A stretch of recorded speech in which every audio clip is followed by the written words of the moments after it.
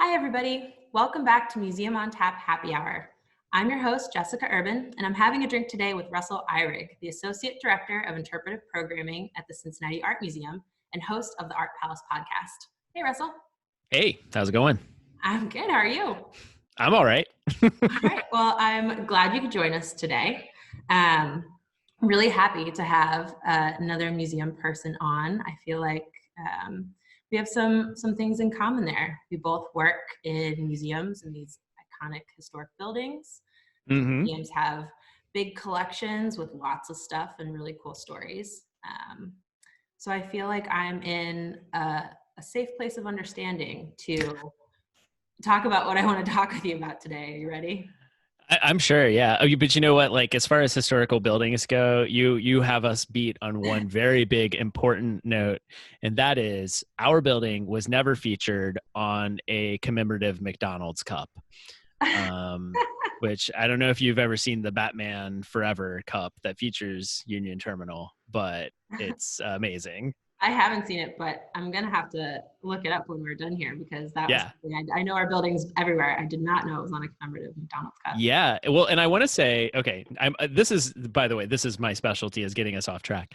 So the, the people who made the cup, like because of, Kenner being here, there's a lot of toy manufacturing and people who did toy sculpting in the city. So whoever worked on the cup, which I kind of know them somehow distantly. I know people who worked on this.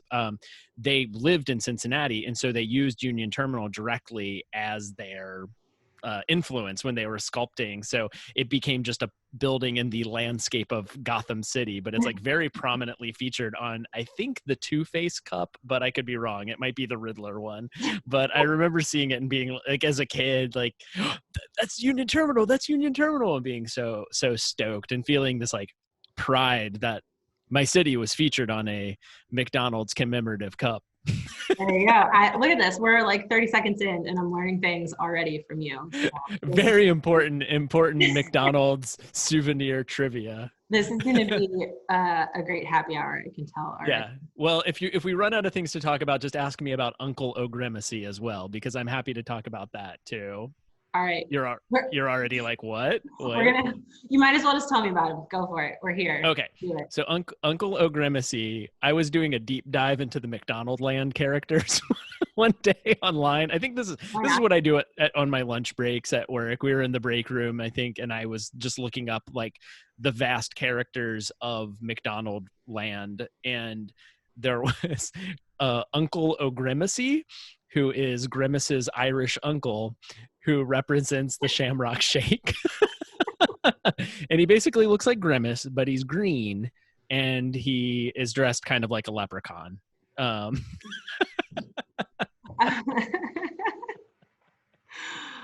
So much McDonald's trivia to process. Yes.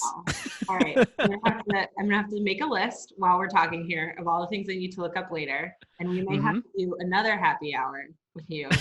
It's just a McDonald's trivia. Things I didn't know that I needed to know. So thank you for that. Sure. What I do want to ask you, because I feel like people who work in these historic buildings have experienced this, is does the art museum, this is a really important academic question, so does the art museum have any ghosts? Well, if you ask, I guess it depends on who you ask, right? If you talk to a lot of guards and a lot of our staff, actually, I mean, the guards are the people who spend the most time out in the galleries. So they have the most stories about experiences in the galleries. But I know even some of our other staff who work mostly in the offices have had experiences even as they're walking around.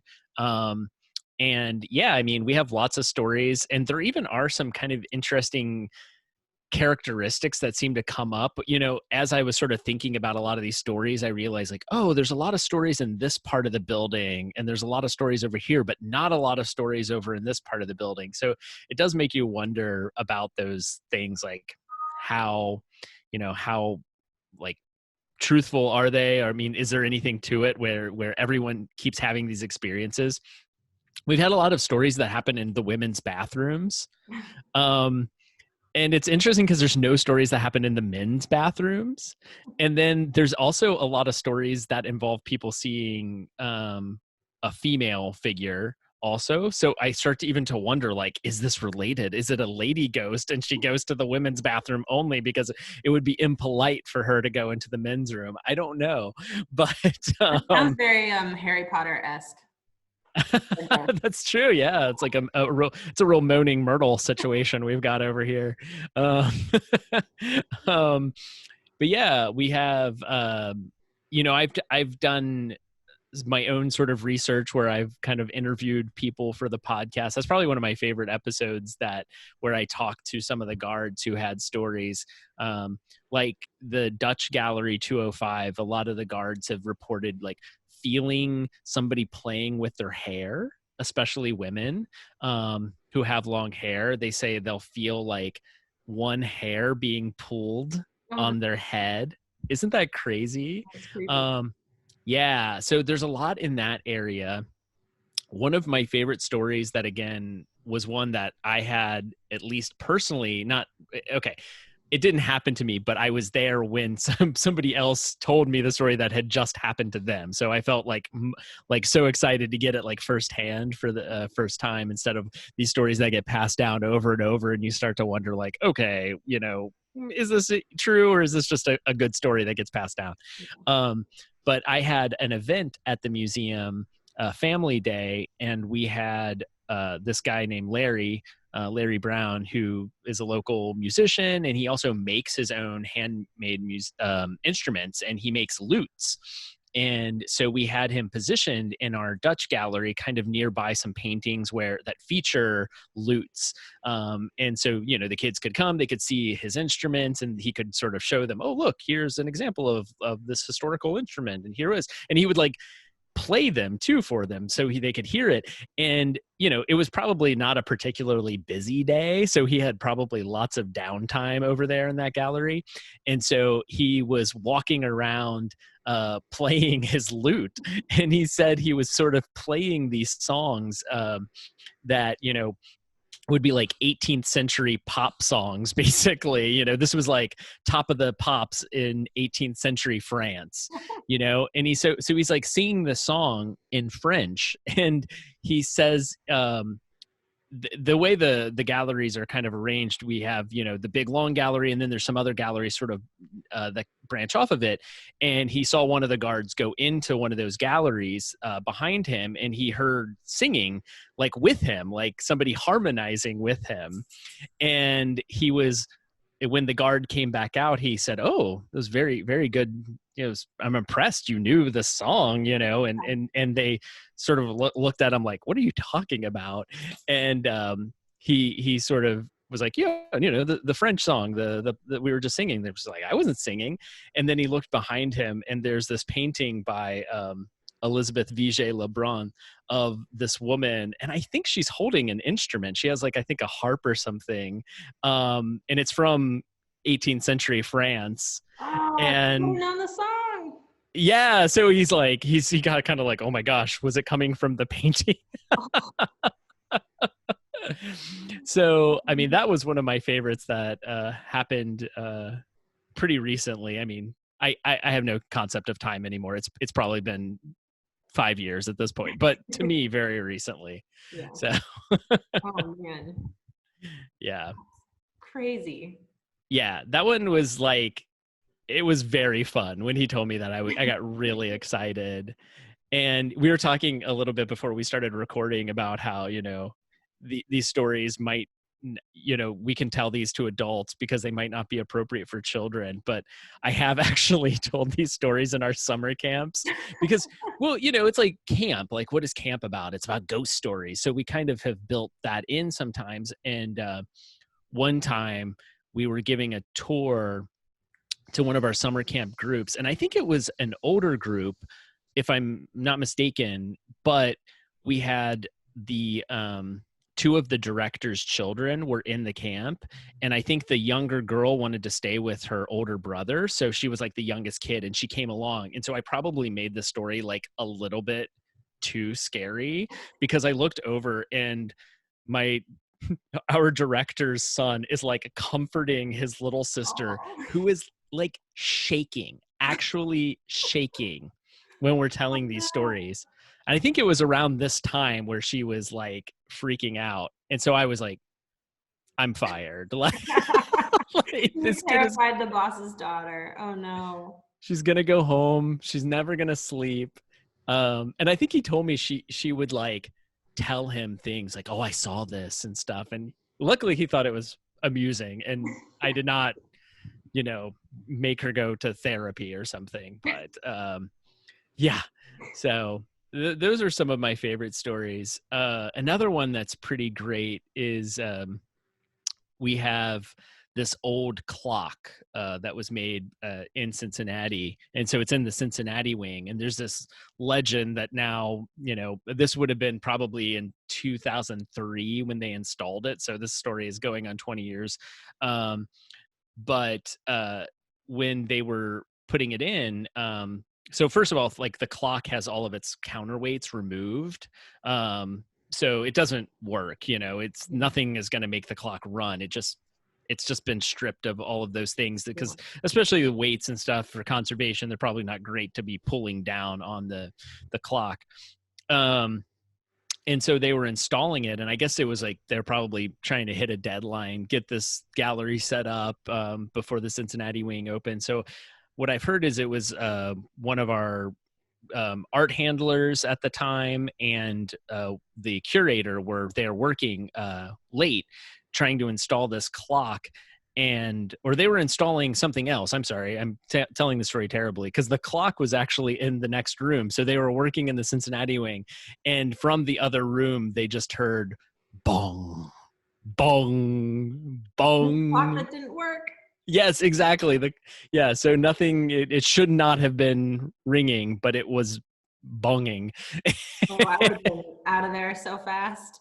Well, so the legend is that the art handler walked into that room just to see what was there and just came back all white and just told the curator we need to go home right now and never told them what they saw, No and way. they just left immediately.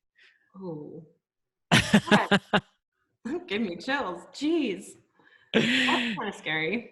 Yeah, yeah. So that one's a really good story. And you know, we've had stories about employees as well.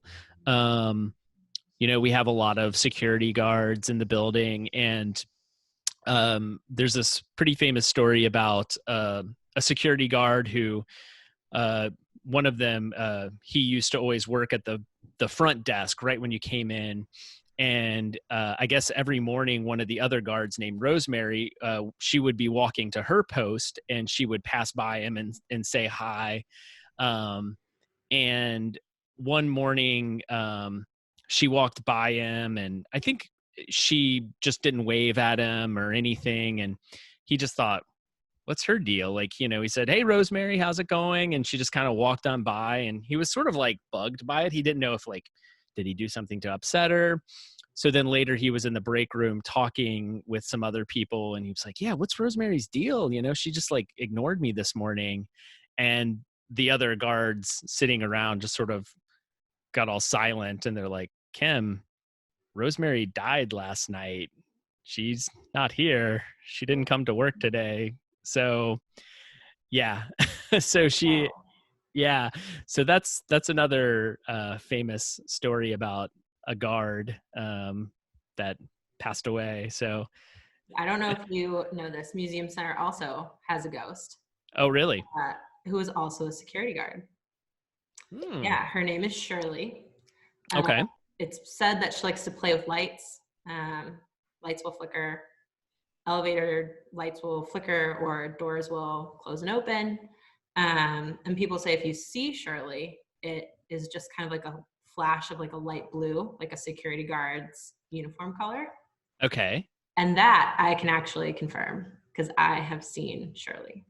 Really? So it was just light blue. Yep. I was down in like a dark hallway in the bottom of the building going to get something out of storage area, and felt like a cold kind of breeze. And there's Okay. a door that goes like outside down at the end of the hallway. So I kind of turned to see if it was open, thinking that's where this breeze was coming from. And as I turned, I saw the flash of blue and the door is closed. So there's nothing there except Shirley. Oh, It wow. was kind of wild. I was not a ghost believer until I had my Shirley interaction, because I don't think there's anything else that it could have been. Luckily, Shirley is a really friendly ghost. Yeah. It wasn't scary. It's just disconcerting. Wow. Yeah. Yeah, I haven't really personally had a lot of experiences in the museum. It seems like there are some people who've had a lot of experiences and then a lot of people who've had like no experiences. But I did have one thing happen that I always thought was like, okay, this is weird. And I could probably explain it away if I worked hard enough at it, but that's no fun. So I'll just tell it as a ghost story. We have an auditorium where we do a lot of our lectures and a lot of our programs, and I organize lectures. So I spend a fair amount of time down there. And I think I went in, I'm never going to remember exactly what I was doing, but I think I had left something there maybe on the weekend. You know, a lot of times we'll have a lecture on a Saturday or a Sunday, and I'll leave a laptop down there, and I don't feel like going all the way back to the office. So I'll just go in on a Monday and pick it up, you know? So I'm sure I was doing something like that where I was just going in to pick up something I'd left. And when I walked into to the auditorium, all of the lights were on in the house, I think. Okay, see, this is where I'm going to get confused because I haven't told the story in a while, so I can't remember exactly what was, but I want to say all of the house lights were on, and I thought that was odd. So I went in, and I think I turned off the lights in the house, and then as I was walking by in the booth where I'd left the laptop, now the stage lights were on. And so I turned those off, and then I came out of the booth to like close and I was locking the door behind me, and I realized all of the house lights were back on again. And so it was like, what is going on? And so then I went back in and turned off those lights again, but it was like the lights kept flipping back and forth, and I would turn off one and one would come back on, and it felt like somebody was messing with me, you know? And so I went out and I asked the guard who was there, I was like, nobody else just came back into the auditorium while I was in the booth, did they? And they were like, no. And I was like, okay, just making sure like nobody else was controlling the lights from a different panel or something while I was in there. So that's my story. I mean, maybe it was just electrical stuff that's weird, but you know, I definitely have had that happen. What's that? But it sounds like it could have been a ghost to me. It felt very like personal in the way like you're messing with me, you know, like that was what was so strange about it, that it was like it felt like somebody playing a game with me where I would do one thing and then they would reverse it, and it kept happening. Like it happened 2 times with like different ways, and that was the point where it, after the first time it was weird, and then when it happened a second time I was like, what is going on? So yeah. That's crazy. Yeah. You told us about the instrument playing painting. Do you guys have any other artwork that's haunted or has spirits associated with it? I feel like you guys have some pretty dramatic stuff in there. Yeah, so there's the memorial to Lizzy Vaneck, which is also in the Cincinnati wing. The Cincinnati wing is like one of those spots where there are a lot of stories. So it's, it looks like a big grave. So I'm sure that does not help with its reputation of having ghost stories about it. Basically, it is the plaster cast that was used to make the bronze that went on to be her actual grave in Italy. So she's not buried in there. A lot of people will ask us that because it does look like you're walking up to somebody's tomb, and she's not in there. She's in Italy. She's fine.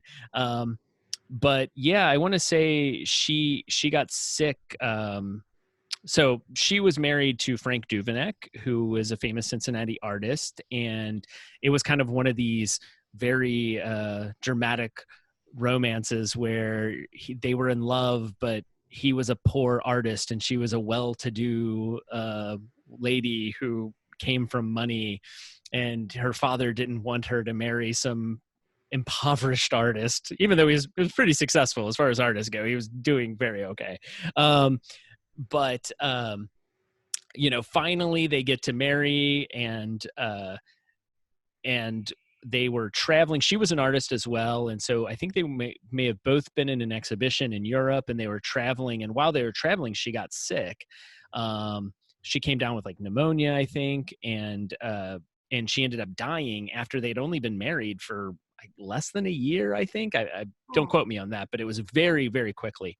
And so he was, pretty distraught. And so he had this amazing memorial built for her that he designed, and also worked with another sculptor from Cincinnati to create this big memorial for her. But then we've heard people walking through the galleries. Again, guards have reported that they've been in there by themselves, and they've heard somebody coughing in the gallery. And She had then, pneumonia. yeah. And then they'll turn around and there's nobody in there with them. So they've heard like a, yeah. Oh, you have to be brave to be a guard at the art museum. Man, oh man. I mean, it can be when you go in the building and it's dark, it can just be spooky, when you go in before operating hours and only the emergency lights are on, and we literally have like a hallway full of busts. I mean, it's basically straight out of Scooby-Doo, like it's like cartoonishly spooky in some ways sometimes. And we have a lot of art doesn't like light, and so we have some areas of the building that are very dark, that have no windows, and so we have a few places that, I mean, it is almost pitch black to walk around in those galleries before the lights are on. So the perfect place for ghosts to hang out. Yeah. Oh, this has been so much fun, Russell. Thank you so much for coming to Happy Hour and telling me some good ghost stories. Sure. Everybody watching at home, I hope you've enjoyed it. We would love to hear if you've ever seen a ghost at the art museum or at Union Terminal. So feel free to comment and tell us your own ghost stories. Absolutely. And join us next time for Happy Hour. Russell, thank you again. Cheers. Cheers. Fun. Take care. Thanks. Bye.